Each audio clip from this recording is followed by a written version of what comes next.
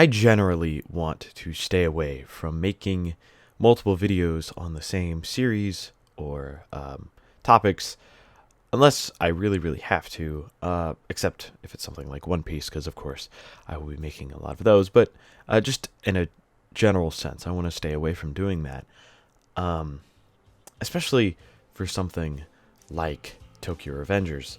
I thought I could just talk about it in my yearly retrospective videos, something casual after I already made a video, and I definitely didn't expect to make another holiday video based on this series. But today we're going to talk about the ending of Tokyo Revengers.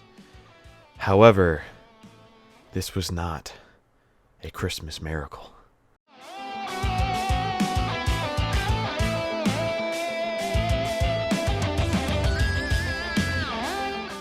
I really enjoyed Tokyo Revengers. The concept seemed pretty repetitive, but it managed to maintain a new life and consistency due to a few different rules in the story, and because of the development of our main character, and just how interesting the whole cast was. That is, until the last arc. But we'll get there in a second.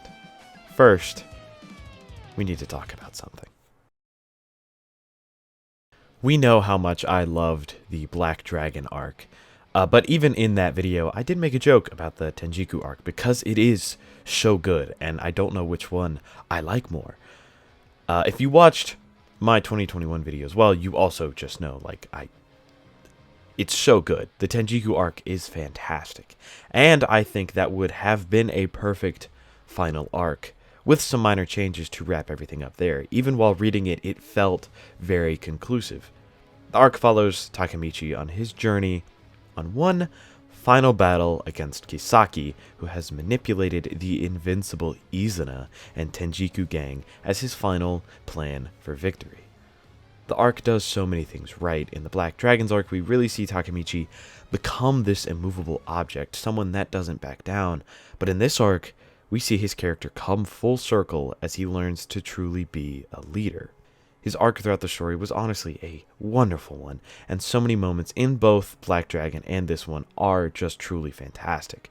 The highs of these two arcs are unmatched.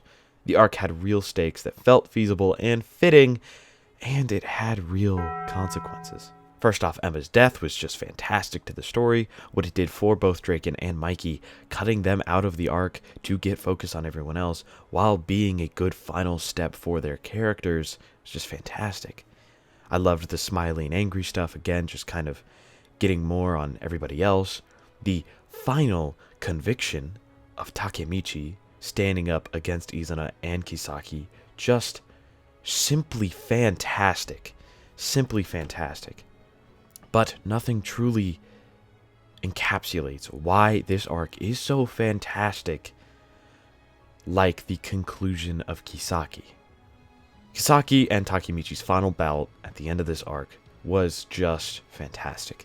Kisaki has been a fantastic villain for the entire series, a mastermind, someone so incredibly smart and prepared. Takemichi thought he was also a time leaper, which honestly was a great reversal on a reveal when it was revealed he was not a time leaper. And his final tussle with Takemichi is full of fantastic moments for both of them, and really just elevates Takemichi's character so much for me, and Kisaki's as well. I genuinely believe Mikey should and could have ended here. I think Emma's death did a lot for the story and him, and it's honestly one of the best uses of a side character's deaths, in the way it fully shifts the story and creates fantastic character growth and moments. We even had a great moment of him saying he wished he could have saved Izuna despite his horrible acts. It gave him a great wrap around from his dark moments and hatred and those dark impulses. It really kind of brought it all together and humanized Mikey and was able to kind of bring him back. With some tweaks, that could have been a perfect way for that thread line to stop. It was also fantastic for Draken's character, of course, his love interest being killed, and just did wonders for everybody, honestly.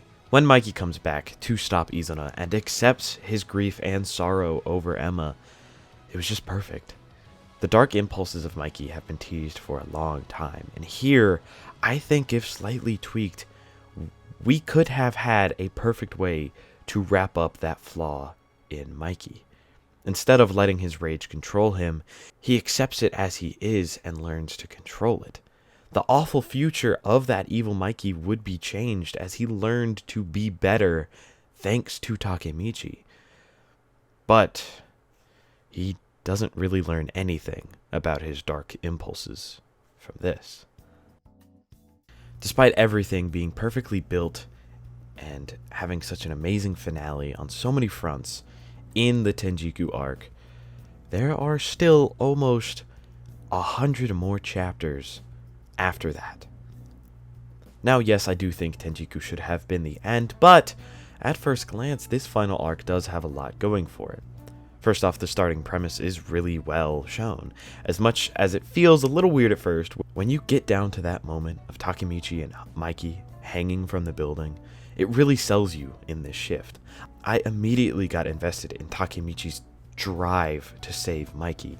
Even if I do think Mikey's problems should have been solved in the last arc, I do see how desperate Takemichi is, and obviously I do care about Mikey, so. Another thing is the complete jump in stakes. There's a 10-year jump instead of 12, a different focal character, there's a lot different that just feels fresh. And the stakes of Takemichi not being able to go back. In a way, it can be seen as Takemichi's final step into becoming his own person and his own leader, creating his own gang to save Mikey.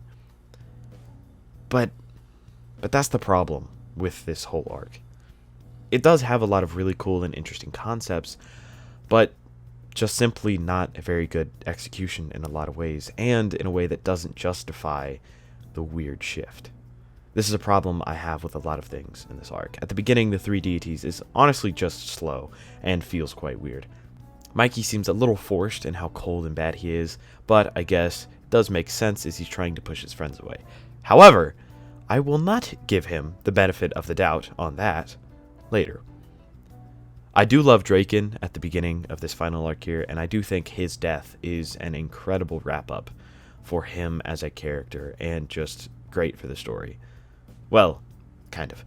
Initially, it felt so powerful, but it kinda just didn't do much after he actually died, which is just a tragedy considering how great of a character he is, and the fact that nobody really mentions him after this. He was a main character, and after this, it just kind of goes away. Now, the problems I have with these dark impulses is incredible. I think the execution of its explanation was very strange. I think just the way it's portrayed in a lot of ways is very strange and poor. I think all around as a plot tool, it just doesn't do what it should in a convincing way. Along with this, the Time Leaper stuff about Mikey and his brother comes way too late in the story, and I find it incredibly weird how Mikey addresses it so casually and out of nowhere. This whole part of the final battle is just very strange to me, and as interesting as it was, just executed very strangely and weirdly.